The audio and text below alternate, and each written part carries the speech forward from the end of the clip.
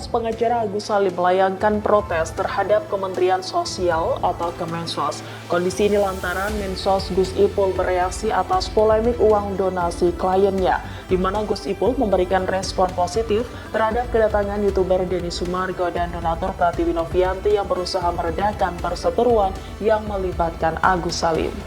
Sebagaimana diketahui, Denny dan Novi mengunjungi kantor Gus Ipul pada Jumat 29 November kemarin. Dalam pertemuan tersebut, Mensos mengajak Agus Salim dan Farhad Abbas selaku pengacaranya untuk berdiskusi demi menyelesaikan masalah. Gus Ipul menekankan pentingnya klarifikasi di antara pihak-pihak yang terlibat. Merespon hal itu, Download Tribun X sekarang, menghadirkan lokal menjadi Indonesia.